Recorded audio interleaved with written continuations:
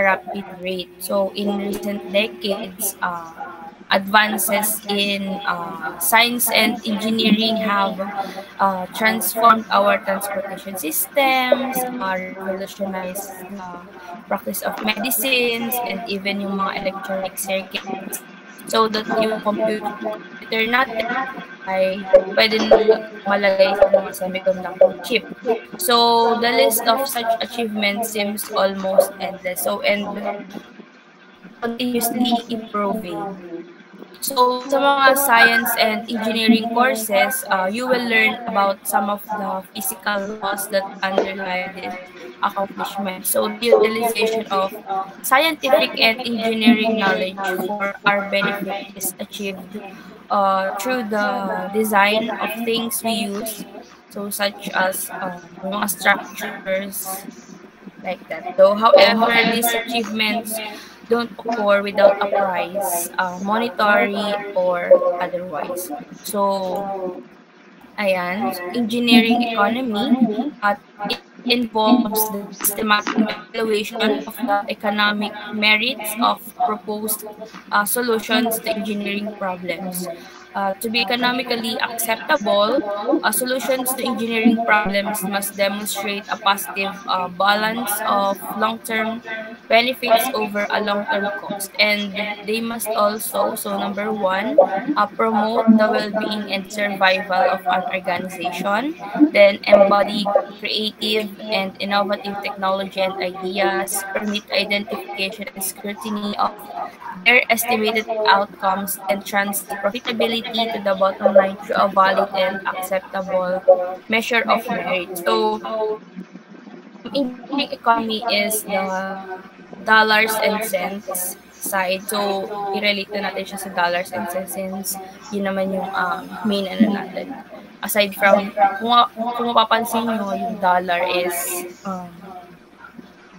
universal siya and ina-accept naman siya through other conversion. So, in a way, we can define dollars and cent side. So, of the decision, so that engineers make or recommend as they work to position a firm to be profitable in a highly competitive marketplace. So, kung usually sa mga ano naman sa mga companies, they tend to provide or execute in a dollars rate. So inherent in these decisions are trade-offs among different types of cost and performance. So, example nito yung mga response time, safety, weight, reliability, and other things provided by the proposed design or problem solution. So the mission of engineering economy is to balance these trade-offs in the most economical manner. Okay, so for example, yung Ford Motor Company invents a new transmission lubricant na nag-i-increase ng fuel mileage by 10% and extends the life of the transmission by 30,000 miles. So, ang question dito is, how much ba yung afford ng company to spend para i-implement yung new invention nila? So, basically, engineering economy can provide answer to that. So, it plays a crucial role in the analysis ng mga project alternatives. So, for this example, syempre, una, pipiliin natin yung best design for a high efficiency gas furnace. Then, select yung most suitable robot for a welding operation on an automotive assembly line. So, we all know that we are now adapting to the advancement of technologies. That's why automotive companies tend to invest also on robots. Next to that is to make recommendation tungkol sa mga, yung mas mapapabilis na shipment like jet airplanes, for an overnight delivery service na nila i-purchase, and lastly is to determine yung mga optimal staffing plan for a computer help desk. So, kung mapapansin nyo, based dun sa mga items na nabanggit, engineering economy includes significant technical considerations. Thus, yung engineering economy involves technical analysis. with emphasis on the economic aspects and has the objective of assisting decisions.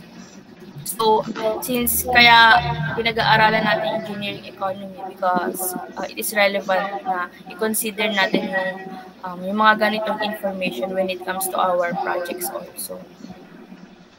Okay, so the development, study, and application of any discipline must begin with a basic foundation. So, we define the foundation of engineering economy to be a set of principles that you provide a comprehensive doctrine for developing the methodology. So, principle number one, develop the alternatives. So, a decision situation involves making a choice among two or more alternatives. So, hindi lang tayo nag-focus sa isa. Dapat meron tayong plan A, plan B, or, the alternatives. So, developing and defining the alternatives for detailed evaluation is important because of the resulting impact on the quality of the decision. So, usually engineers and managers should have a place on high priority on their responsibility. Creativity and innovation are essential to that process since kailangan maging mabusisi at saka matalino kapag nag-iisip ka ng mga ganito. Ano ba yung gagawin ko? Pag di siya nag-work, what will be the next? And then, if hindi siya nag-work, ano pa ba yung other things na kailangan kong consider and gawin? So, ayun, one alternative that may be feasible in a decision situation is making no change to the current operation or set of conditions. So, if you judge this option feasible, make sure it's considered in the analysis. So, however, do not focus on the status quo to the detriment of innovative or necessary change. Okay, so yun yung develop the alternatives or principle number one. Then, principle number two, focus on the differences. So, if all prospective outcomes of the feasible alternatives were exactly the same, there should be no basis or need for comparison kasi pare-pareho naman sila so no need for that. So, we would be indifferent among the alternatives and could make a decision using a random selection. So, example na lang since lahat naman ng estudyante ko nandito, pwede akong mag-roleta para hindi na ako mahirapan mag-pinpoint. So, random selection. So, obviously, only the differences in the future outcomes of the alternatives are important. Outcomes that are common to all alternatives can be disregarded in the comparison and decision. Example, if your feasible housing alternatives were two residences with the same purchase or rental, same price, so price would be inconsequential to your final choice.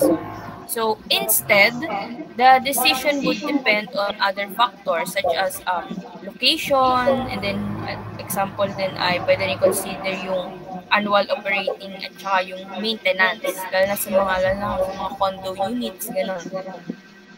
So, since this simple example illustrate the principle 2, ina-emphasize yung basic purpose ng engineering economic analysis, which is to recommend a future course of action based sa mga differences ng mga possible na or yung mga na-identify nating alternatives sa principle 1.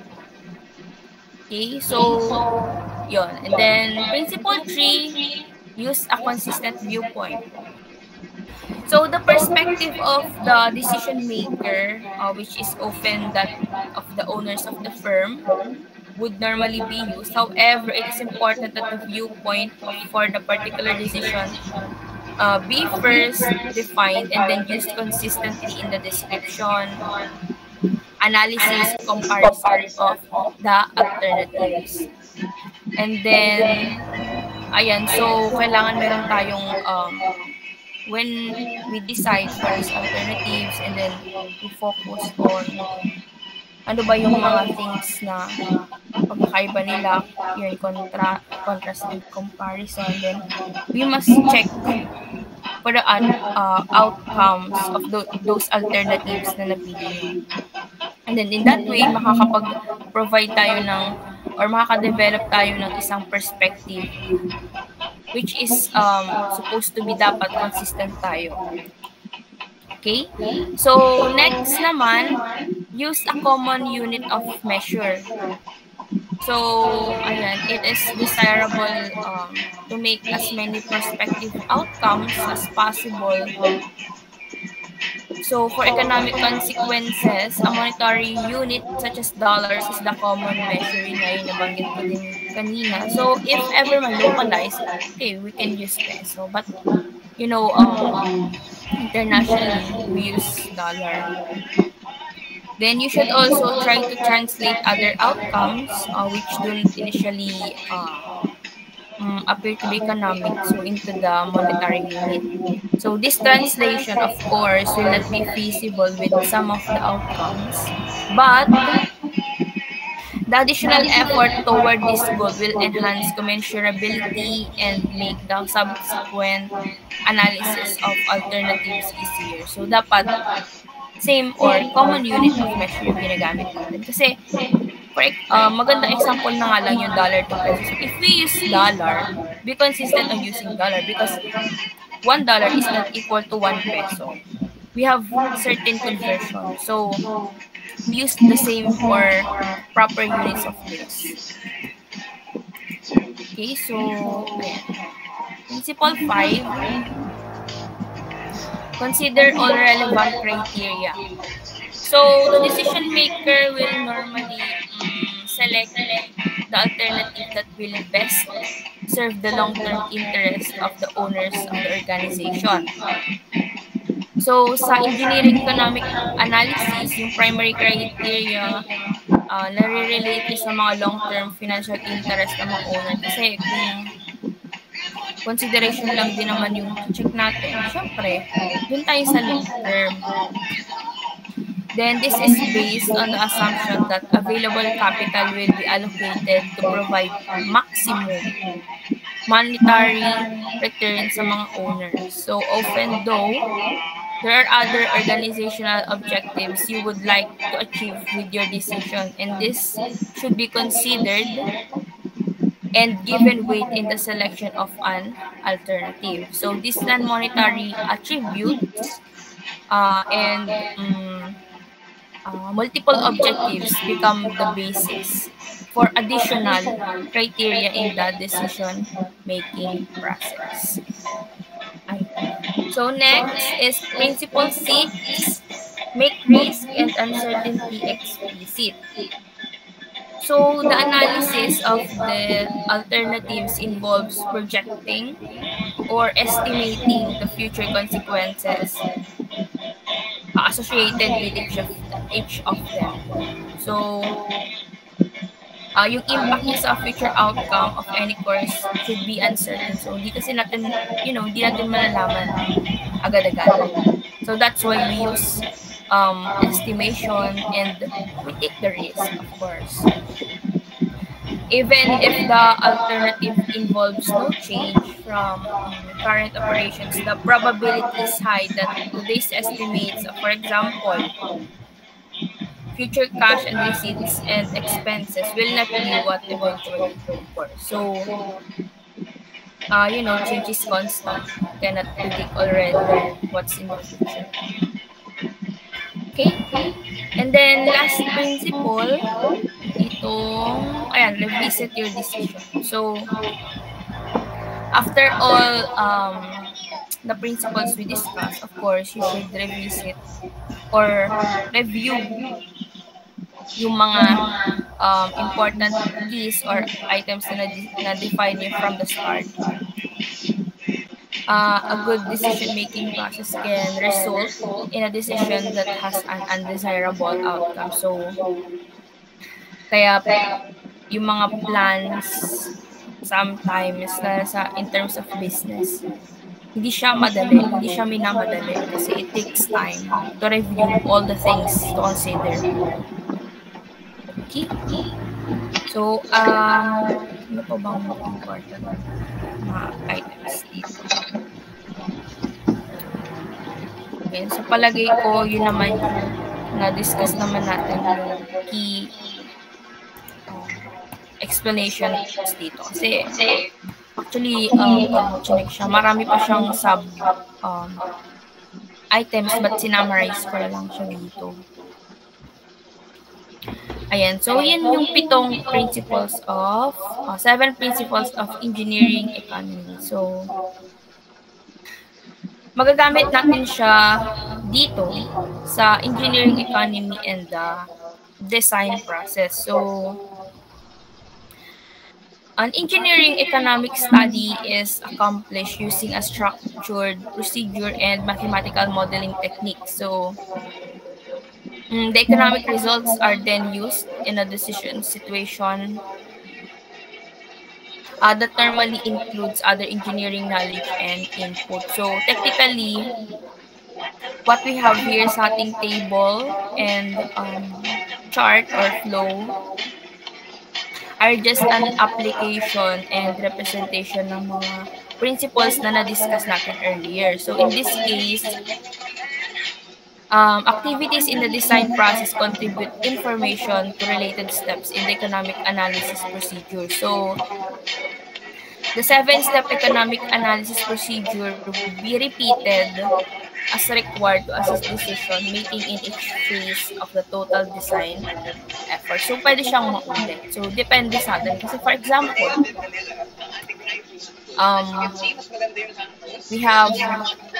we are at this point.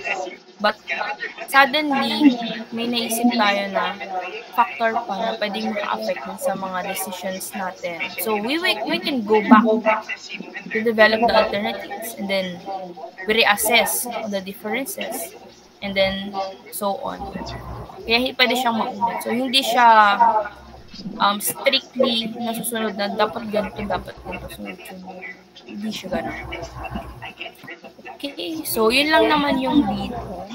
Since mostly nasa principles naman siya. Then,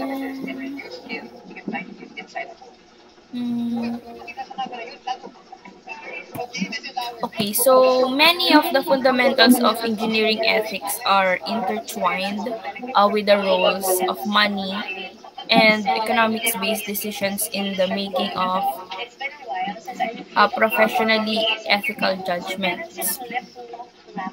So, kung familiar kayo, morals and ethics. So, di ko sure kung nakapag-loss na kayo. ECE loss. So, yun. Minsan kasi sila, interchange. Pero, meron silang slightly different interpretation. Ay, wait lang. Sorry, excuse me lang.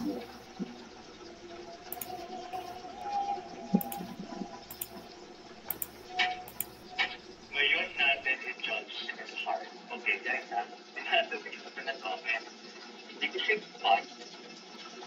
By the way, using like, ma-achieve natin siya. Okay. So, ayan. So, yun nga, napagbabaliktad minsan yung mga morals at ethics, pero meron pa rin silang differences, of course. So, yung moral, usually relates siya sa mga underlying tenets that form the character and conduct of a person in judging right or wrong. While ethical practices naman can be evaluated by using code of morals or code of ethics that forms the standards to guide decisions and actions of individuals and organizations in a profession. For example, ECE, meron din sa electrical, iba sa chemical, mechanical, like that. So, maraming level and types ng morals and ethics. So, we have some terminologies. We have some terminologies related dito. So, first, universal or common morals. So these are fundamental moral beliefs held by virtually all people.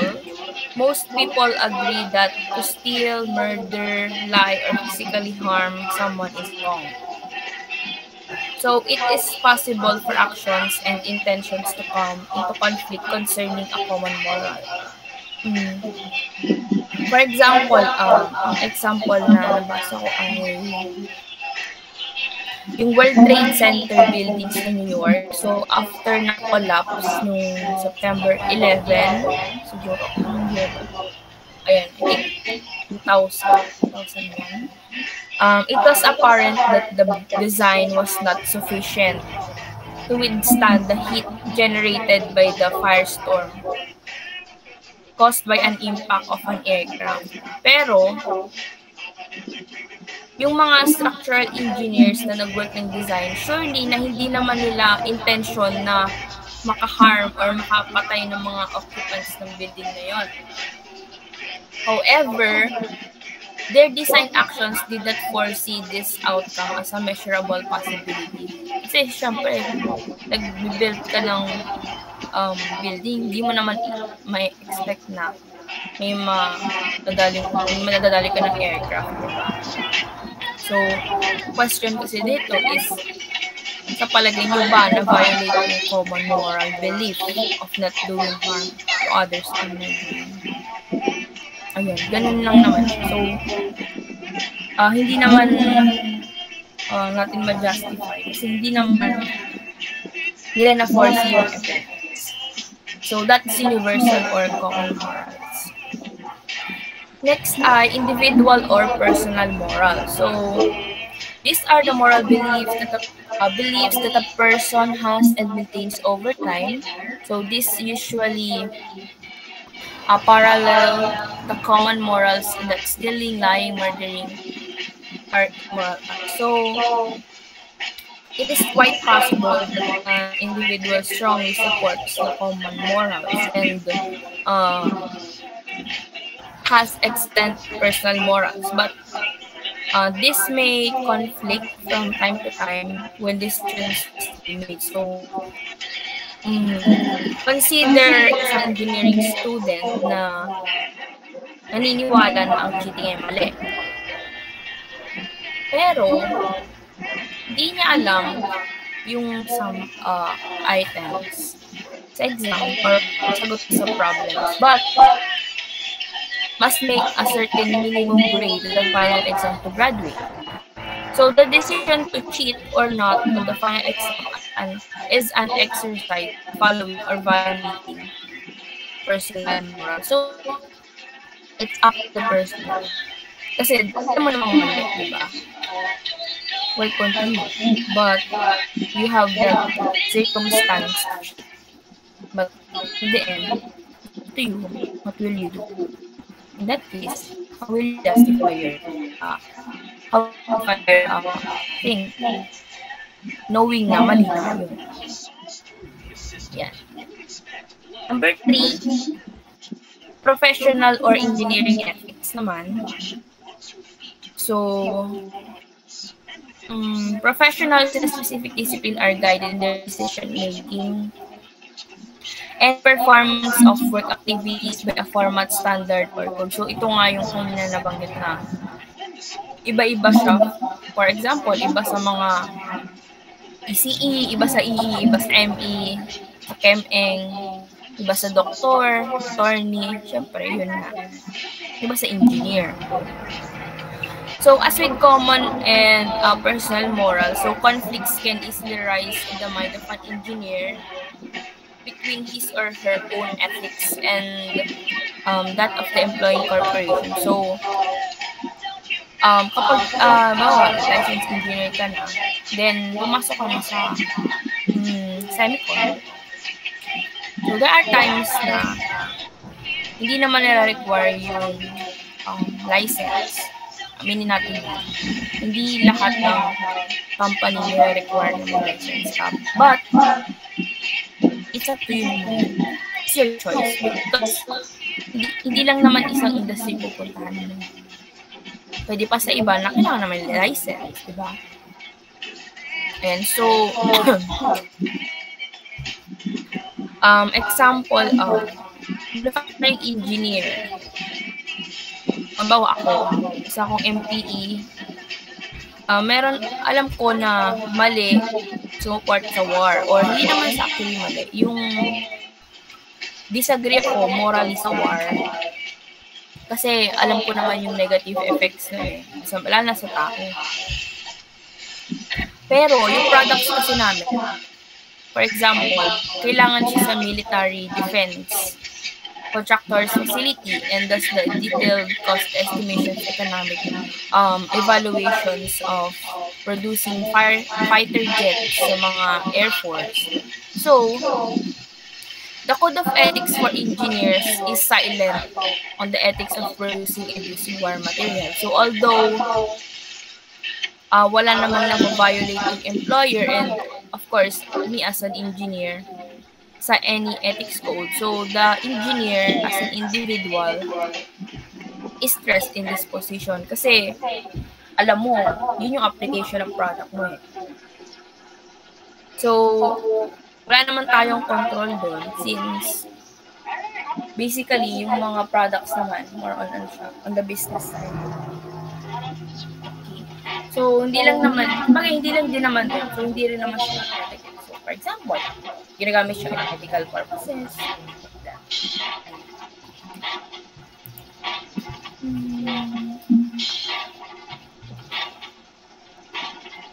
So, ito naman, in the design stage, so, hindi ko na siya babasahin. So, more on, lang naman siya. Supporting information lang naman sa mga ethics and morals.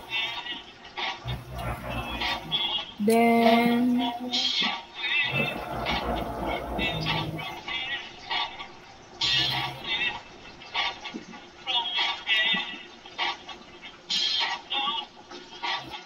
ayan, so,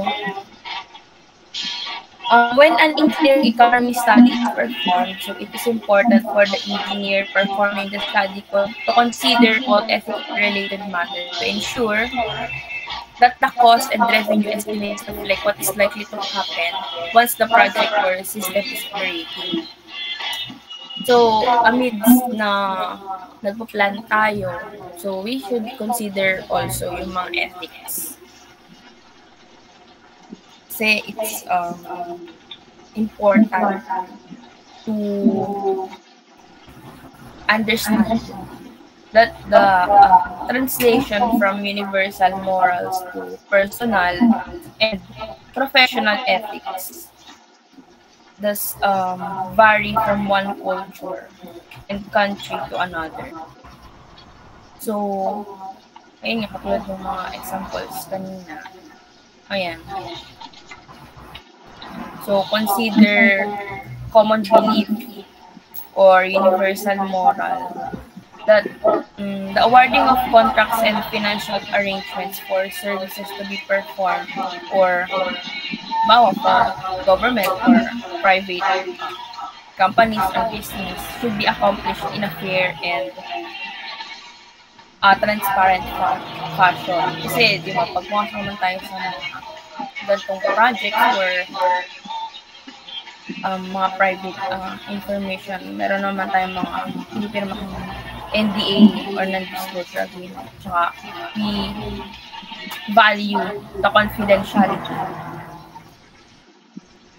And so, in some societies and cultures, so corruption in the process of contract making is common and often overlooked ng mga local authorities. So, who may also be involved sa mga ganong affairs. So, sa palagay ba natin, immoral ba siya or unethical practices? Siguro sabihin ng iba, oo, kasi hindi siya allowed. Dapat parusahan yung mga individuals na involved. Pero, such practices do continue, thus indicating the differences in interpretation of common morals as they translated into the ethics of individuals and as professionals. Okay? So, tandaan nyo kapag mm, naging engineers na kayo or yun nga, um, marami na rin tayong kailangan i-consider. So, kailangan natin din protektahan yung pinaghirapan nating license, ganun. So, maging ano lang tayo, cautious lang tayo, magiging mas cautious sa mga gagawin nating decisions when it comes sa mga ganitong mga bagay. Okay? Yan. So, nakakalahati na tayo ng PowerPoint. Ang dami ko pala sinasabi. Okay, so, medyo na ano yung boses ko. Mag-break muna tayo ng, I think, siguro mga 10 minutes lang. May lang po ba yun? Gusto mo ko lang yun lang. 10 minutes lang. Mga 2:12. CR break ko na. Thank you.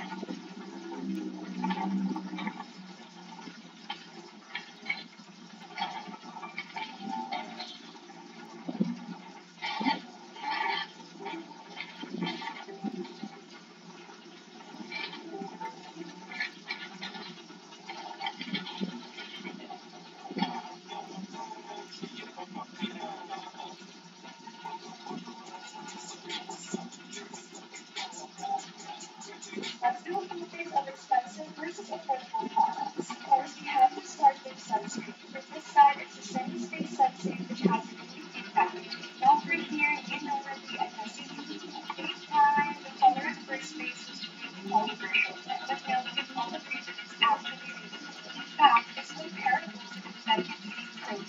Now this is the perfect shape. For this side, I'm using the coffee green colors in the shade Pacific Blue. While here is the Rare Beauty Liquid Blush in the shade Joy. See, it looks like the same blush. Now I'm going to use an almost wet concealer. This one is for me. For the other side, the Rare Beauty Under Eye Primer. It's time to be early and sustainability. Why does this come? And don't challenge me like this because I get to prize my collection. I know you forgot that I have this product. And that's because I always use my Laura Mercier. Time for eyeshadow. This one is the Gucci Beauty, and yes, Magic Blush as contender against high-end models. See how they are for the expensive sides and the lashes. This is the Ipsy mascara, which for me is super underrated. It's so good. For this side, it's the MAC mascara. It was quite nice and big hair gloss that I won't sponge. For quality, I'm going to use sheer blushes for both sides. For this side, it's Rimmel Flame.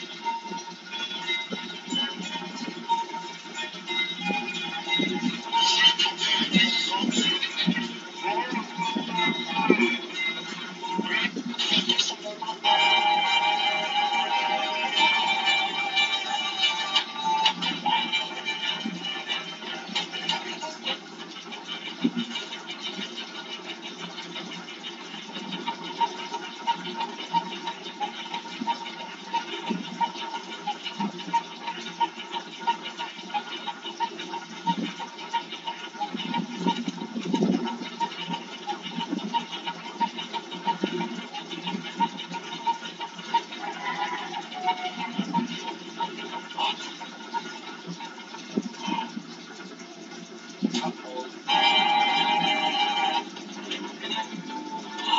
beautiful.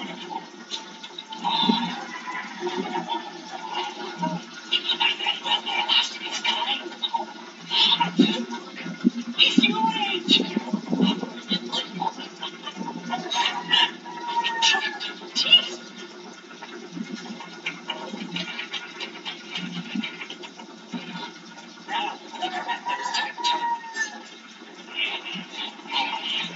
Did you know about this?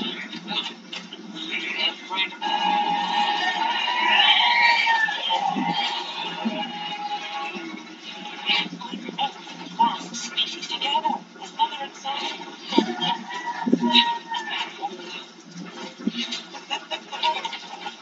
This connection, it bonds us.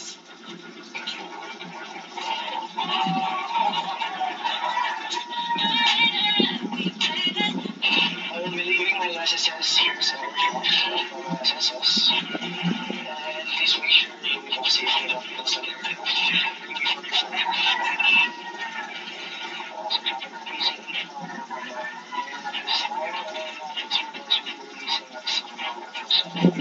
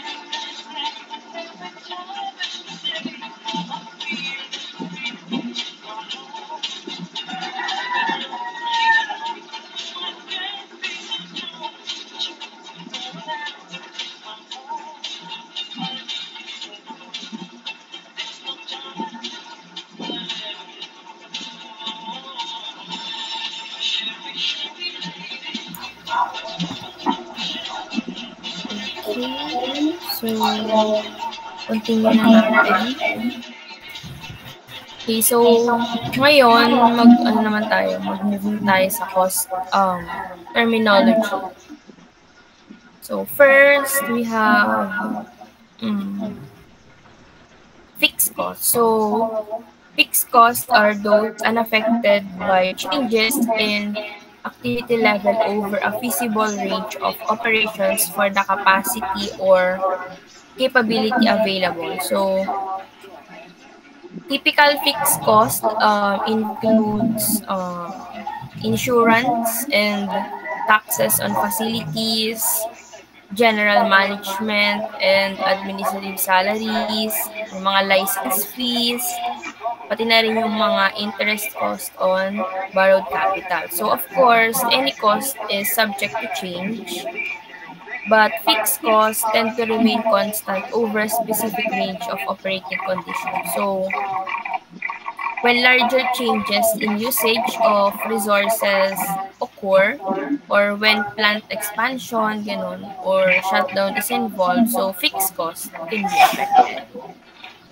Okay?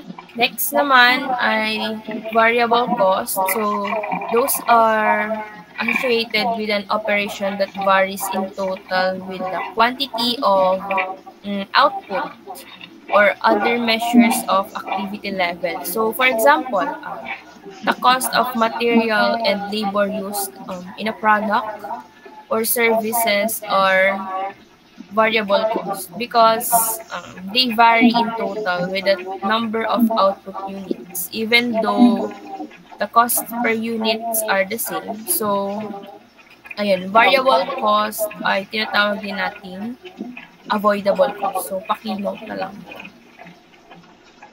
And then number 3, incremental cost or pwede rin siyang incremental revenue. So, it is the additional cost or revenue that results from increasing the output of a system by one or more unit or units. So, incremental cost is often associated with go, no-go decisions na nag-involve ng limited change sa output or activity level. So, for instance, the incremental cost per mile for driving an automobile may be $0.49. But this cost depends on considerations such as total mileage, ayun na na-drive mo for the year, or yung normal operating range mo, then yung expected for the next major trip, and syempre, yung age ng automobile. Also, it is common to read about the incremental cost of producing a barrel of oil, and even incremental cost to the state for educating a student. So, as these examples yun nga, indicate, the incremental cost or revenue is often quite difficult to determine in practice. Okay, next. This frequently encountered cost terms involve most of the cost elements that also fit into the previous overlapping categories of fixed and variable costs. So, yung direct cost, so these are costs that can be reasonably measured and allocated to specific output or work activity. So, the labor and material costs directly associated with the product, service, or kahit yung mga construction activity. So, example din, yung mga materials needed to make a pair of scissors would be a direct cost. Okay? So, indirect cost naman, costs that are difficult to allocate to a specific output or work activity. So, normally, they are cost allocated through selected formula. Gaya ng, for example, proportional to direct labor hours, direct labor dollars, or even yung mga direct material dollars. So, to the outputs or work activities. Then, for example, yung mga cost ng common tools, general supplies, tsaka yung mga equipment maintenance sa isang planta, tinitreat natin yung as the indirect cost. Then yung mga overhead, so consist of plant operating costs that are not direct labor or direct material cost. So, sa lesson natin, the terms indirect cost, overhead, and burden are used interchangeably. So, for example, example of overhead includes yung mga electricity, general repairs, property tax, tsaka supervision. So, administrative and selling expenses naman, usually added siya sa direct cost and overhead cost to arrive at unit selling price for a product or service. Okay, so next naman yung standard cost. So, these are planned costs. Planned cost naman siya per unit of output that are established in advance. So, in advance of actual production or service delivery. So, they are developed from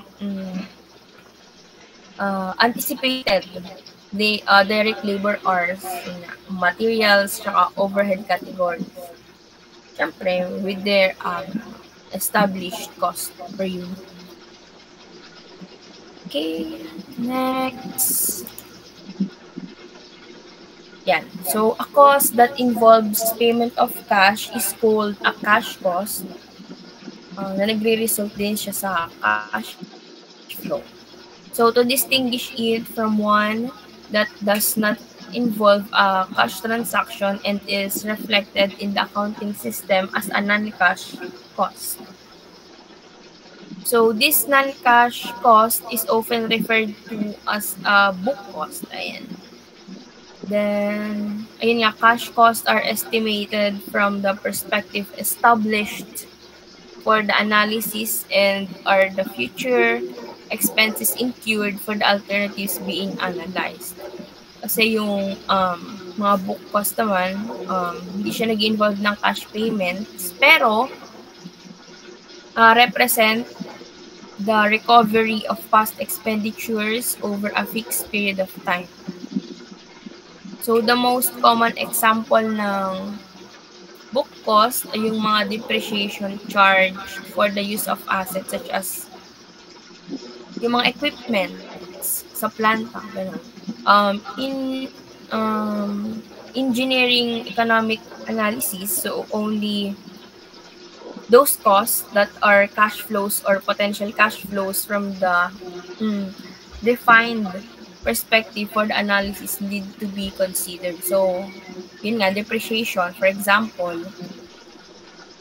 hindi siya cash flow and is important sa analysis kasi it affects yung mga income which are cash flows. So, yung depreciation naman, mag-discuss natin siya on our next lectures. Okay, so yun yung sa cash and ako din pala. next.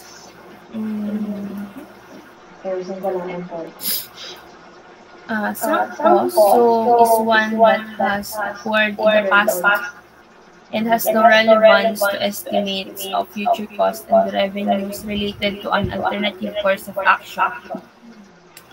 So, yung sunk cost, common siya to all alternatives. But, hindi siya part ng future or yung prospective cash flows.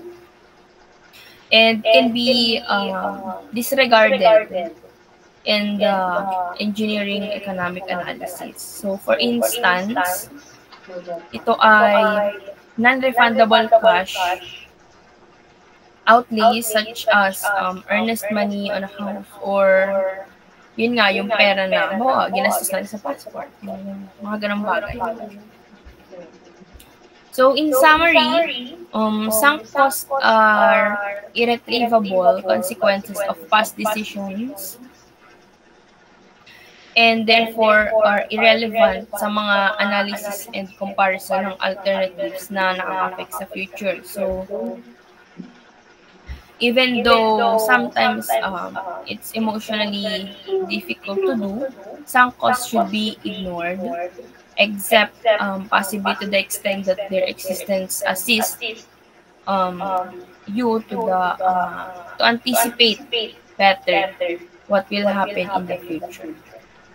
Okay? So, yun yung sunk cost. So, at disregard siya. Then, hindi na siya ma-refund, ma-retrieve. Yan. Then, opportunity cost is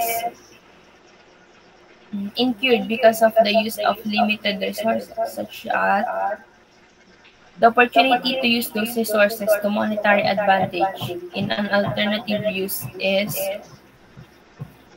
foregone. So, it is the cost of the best projected opportunity and often hidden or implied. So, nare-reject or hindi na siya kalimitang ini-involve sa engineering analysis. Then, so in engineering practice, the term life cycle cost is often encountered. So this term refers to a summation of all the costs related to a product, structure, system, or service during its lifespan. So, yung life cycle, nag-start siya sa identification ng mga economic need or wants, and nag-end siya sa retirement and disposal ng activities. So, parang marerelate din lang natin siya sa life. Directly. So, it is a time horizon that must be defined in the context of the specific situation, whether kung ano yan, highway bridge, jet engine, automated na mga manufacturing cells sa mga factory. So,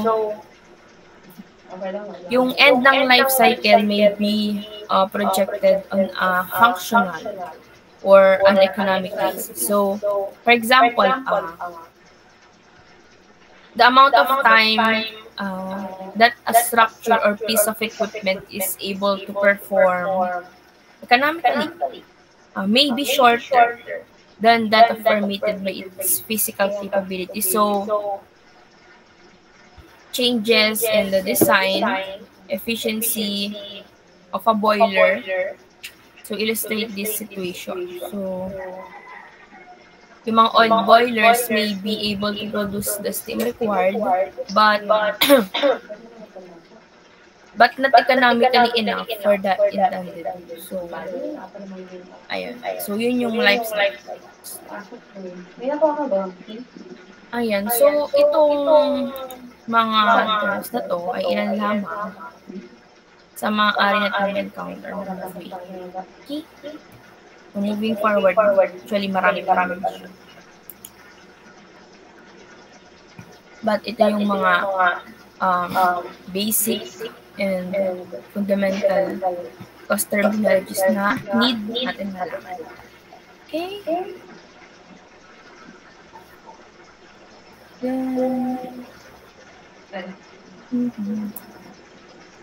Ayan. So, ito yung isa pa nating topic under lesson 1. Wait lang. May lang akong check. Syllabus.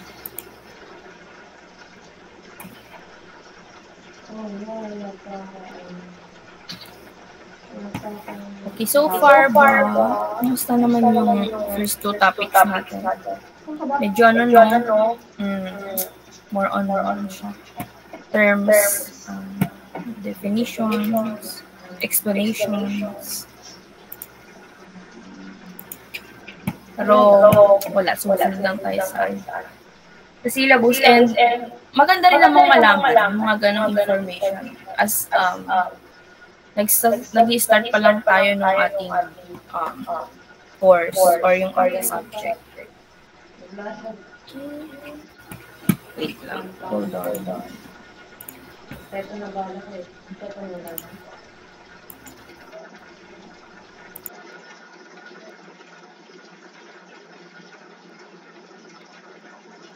Pangit talaga ng tumitog na tuwid mo. Ay, tara. Ito na yung tata. Ay, ito.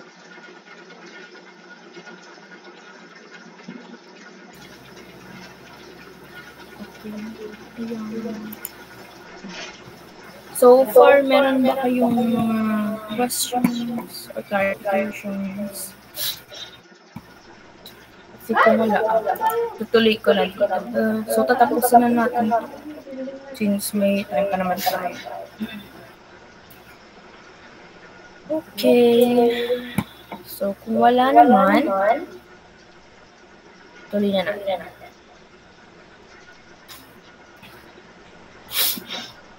Okay, so, ayan. There are numerous general economic concepts na nag-take account sa engineering studies. So, in broad terms, so economics deals sa mga interactions between people and wealth, and the engineering, which is concerned with the cost-effective use of the scientific knowledge to benefit the humankind. So, yun naman yung major role natin, diba, as engineers. Then this part naman introduces some of these basic economic concepts and indicates how they may be factors for consideration in engineering studies and managerial decisions. So, hindi pa naman tayo mabot sa managerial decision, but, darating din tayo dun. Okay, the goods and services that are produced and utilized may be divided conveniently into two classes. So, ayan, consumer goods and services, ang una. So, those products or services that are directly used by people to satisfy their wants. So, sample yan, food, clothes, home, car, television sets, haircuts, ayun, medical services are examples. So, the providers of the consumer goods and services must be aware of and are subject to the changing wants of the people to whom their products are sold. So, for example, kasi, yung mga Pinoy may hilig sa kanin. Pero, pagdating sa US, hindi na masyadong gusto ng mga tao doon or hindi nila culture yung maraming rice or on pasta sila. So, yung mga services ng rice, hindi nila kailangan doon or hindi masyadong kailangan compared sa Philippines. Yung mga ganun. Then, yung other naman na item, kasi diba sabi ko naman siya sa so, yung isa ay producer goods and services which are used to produce consumer goods and services or other producer goods. So, example naman ito yung mga machine tools, factory buildings, and mga bus. Ayun, yung mga farm machinery. Yan yung mga example. So, the amount of producer goods needed is determined indirectly by the amount of consumer goods or services that are demanded by the people. So, since yung relationship is much less direct than the consumer goods and services, so the demand for and production of producer goods may greatly precede or lag behind the demand for the consumer goods that they will produce. So, yung goods and services may be divided into two types. So, ito naman siya, yung necessities and luxuries. Obviously, these terms are relative because for some goods and services, what one person considers a necessity may be considered a luxury by another. For example, a person living in one community may find an automobile or your car is a necessity to get to and from work. If the same person live and work in a different city, sapat na yung mga public transportation, di ba? So, nakakonsider nila na yung mga cars or automobile ay luxury. Ganon. So, ganon yung realization sa kung bakit sila nagiging relative. So, kasi depende siya sa perspective din ng tao in a particular situation or circumstance. So, ayan naman yung meaning nila. So, necessity, products or services that are required to support human life. So, ayan nga. Sa palagay ko, sapat na yung examples. Example ko muna sa car. And then, luxury naman, products or services that desired by humans and will be purchased if money is available after the required necessities have been taken. Ayan. So, very subjective. Subjective siya in a way na di mo pwedeng sabihin luxury siya kung kailangan niya naman talaga. Kasi hindi kayo kapareho ng hindi kayo pareho ng status or yung situation. Hindi kayo pareho ng situation. Ayan. Okay, next. Ayan. So, ito naman. So, read ko lang muna. So, demand, part din siya ng yun nga, general economic environment. Isa siya sa mga dapat nating i-check or i-consider and dapat talaga natin malaman. So, yun yung so, demand, quantity of a certain commodity that is bought at a certain price at a given place and time.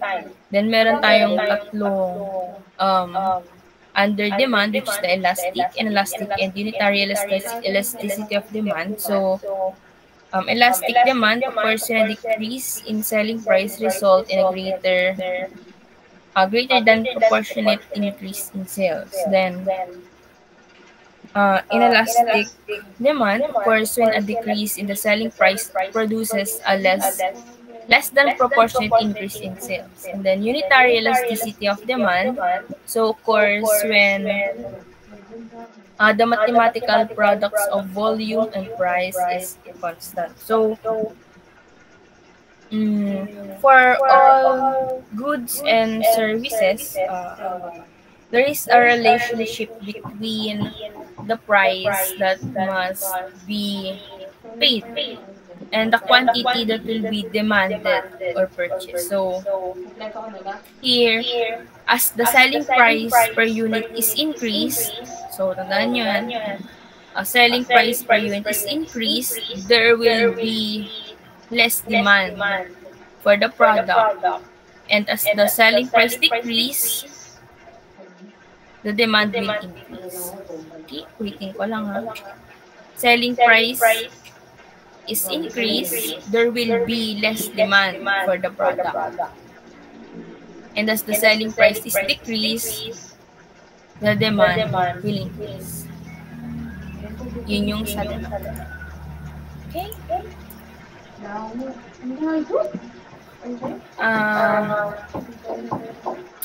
Because economic laws are general statements regarding the interaction of people and wealth. So, they are affected by the economic environment in which yung people at saka wealth nag-exist.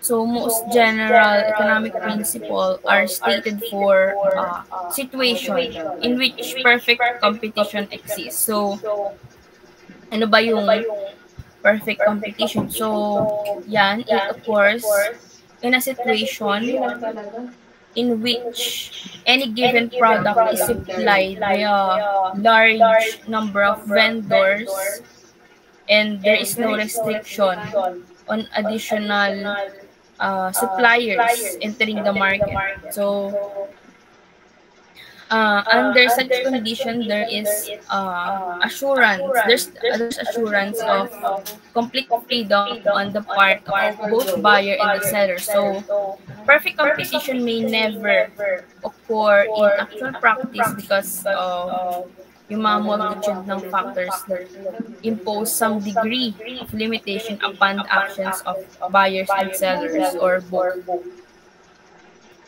Pero with conditions of perfect competition na ina-assume natin, mas madali mag-formulate ng mga general economics. Then next, monopoly. So it is at the opposite pole from perfect competition. So a perfect monopoly exists when a unique product or service is only available from a single supplier or vendor, and that vendor can prevent the entry of all others into the market.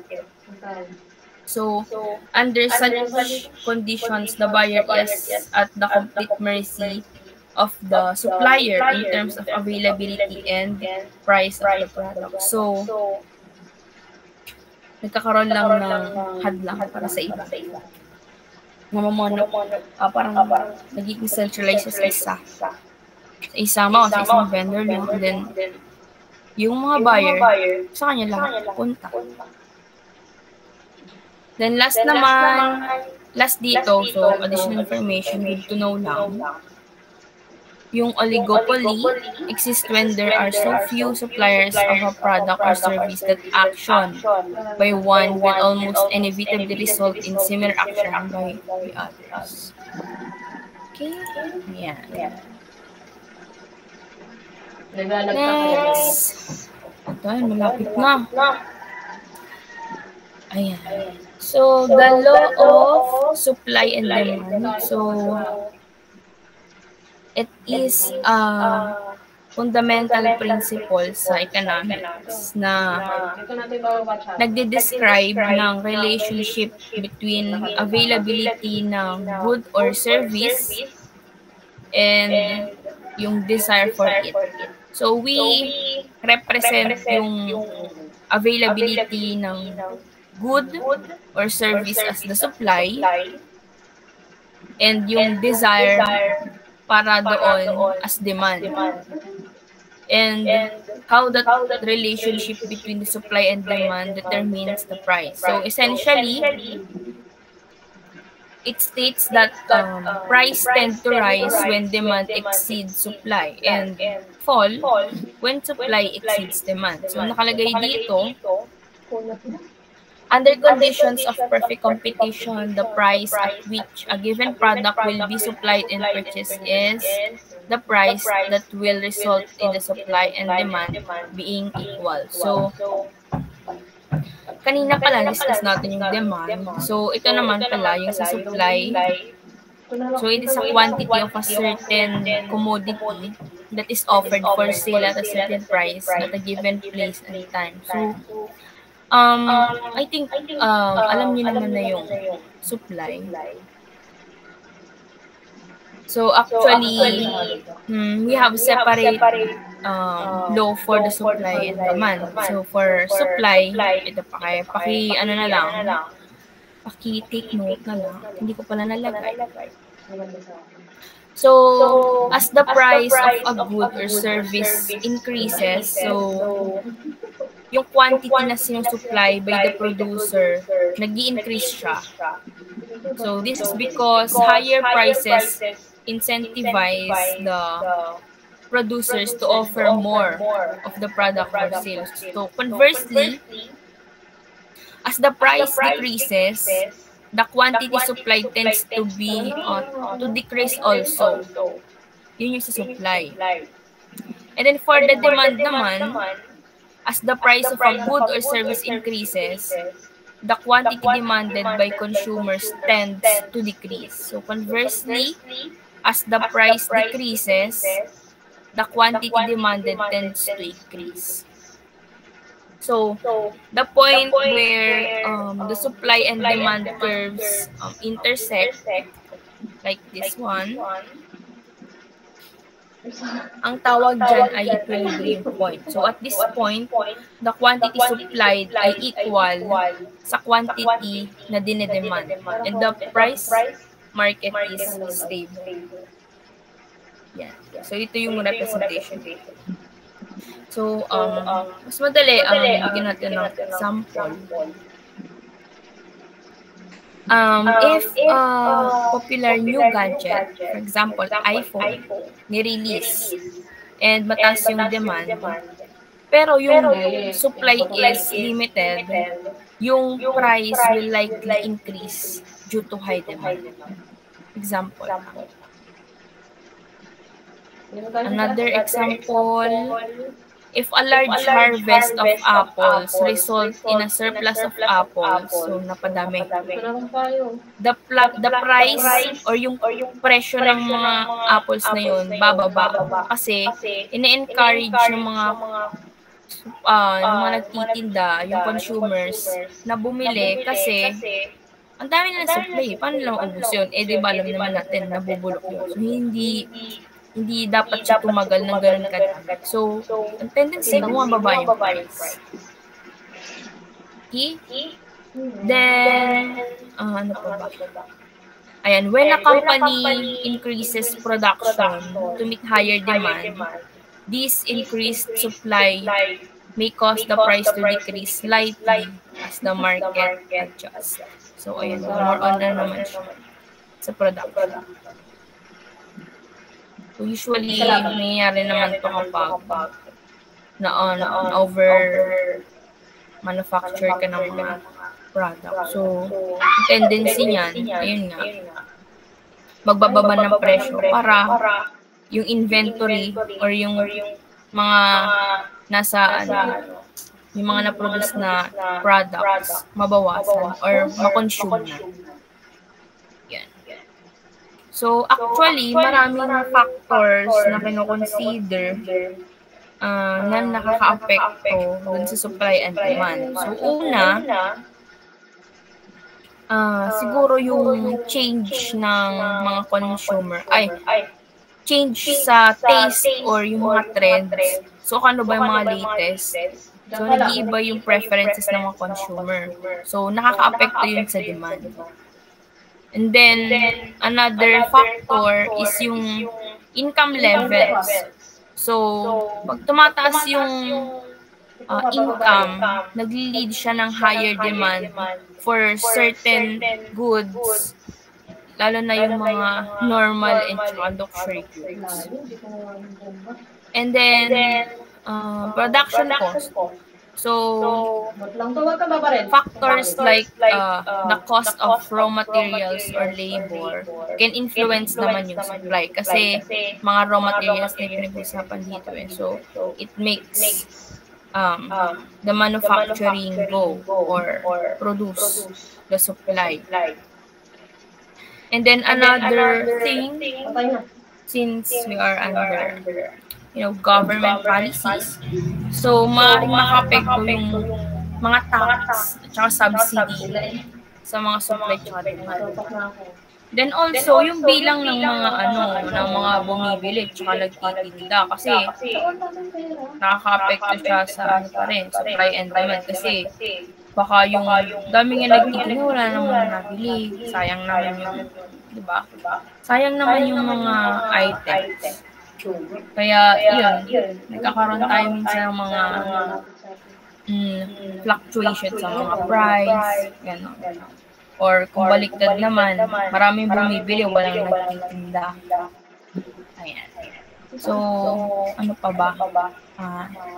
Environment. Ayan, environmental factor. So, yung mga weather conditions natin, kasi alam niyo naman, di ba, kapag bumabagyo, ano yun, nagtataas ng presyo ng mga bilihin, ng mga isda. Tapos naman pag tag-init, ayun, nakaka-apekto lalo or mas nararamdaman siya sa agricultural products. And, ano pa? Yun, technological advancement. So, this can lead to more efficient production methods, potentially increasing supply. So, for example, na lang yung, di ba dati boom na boom yung kuya na cellphone. Hindi ko alam kung naabutan nyo pa yun. Yung keypad ng Nokia. Dati, daming fan ng Nokia. So, as time goes by, nawawala na yung mismong Nokia sa choices ng mga tao kasi nandito na si Samsung, si iPhone, si Xiaomi. Ayun, kasi sumabay sila. I mean, yung mga companies na yun or manufacturers na yun, sumabay sila sa trend or yung ano ba yung latest, ano ba yung boom sa technology. Si Nokia kasi hindi niya agad tinanggap yung change na yon. Parang ano siya, naging kampante siya dun sa technology na meron siya. Ayun, ang nangyari, nakukuhaan siya. So ngayon, unti-unti siyang bumabalik, pero as you can see, hindi pa rin ganun kalaki yung demand para sa kanya. Unlike yung other mga sikat na brands. Ayan. So, I think, hindi ko alam kung meron. Pero I think, marami naman akong nabanggit na factors. Ayun, so, in essence, the law of supply and demand explains how prices are determined in a market economy and how they fluctuate based on the interaction between yung forces na ng supply and demand. Okay? So, sana malinaw yun. And lastly, ayan. So, the law of diminishing return. So, nakalagay dito, when the use of one of the factors of production is limited, either in increasing cost or by absolute quantity, a point will be reached beyond which an increase in the variable factors will result in a less than proportionate increase in output. Grabe, nakaka-technical. So, the law of diminishing return states that in production process, as one input is increased while other inputs are held constant, so the marginal product of for that input will eventually decrease. So, in simpler terms, there's a point where adding more of one thing to a fixed amount of other things will result in smaller and smaller increases in output. So, as you increase the variable input, the marginal product will eventually start to decline. So, this means each additional unit of the variable input contributes less and less to the overall output. So, example, a farmer might see increased crop yields by hiring more workers. But at some point, adding more workers won't significantly increase yields because there's only so much land to work with. Okay, so may mga kino-consider na variable inputs tsaka constant. So, example nga yun, yung sa crop. So, kahit yung nakikita ng farmer na mapapataas yung crop yields mo pag nag-hire ka ng workers. Pero yung land mo, yan lang naman eh. kumbaga naging constant yung land or lupain. Hindi naman nadagdagan. Dumami lang yung workers. At some point, dumami siya ng mas mabilis. Pero, kung titingnan mo, same pa rin. Kasi, in terms of quantity, same pa rin. Kasi yung land mo, ito lang. Kumbaga, mas mabilis lang siyang mapadami. Kasi, another factor din dito, it takes time. Ayan. So, yun lang naman. So, understanding the law of diminishing returns is crucial sa mga businesses to make efficient resource allocation decisions and maximize the output. So, ayun nga, nabanggit ko. So, the purpose is to more on productivity and para maging efficient yung pag-allocate ng mga resources. Tsaka, ayun nga, ma-maximize yung output. Ayan. So, yun lang naman dito. So, may questions mo kayo or clarifications regarding sa ating topic. Mabilis lang din pala. Ayan ba? Wait lang. Ayan. So, stop sharing. So, kung wala naman, i-share ko na lang yung presentation sa Google Classroom and as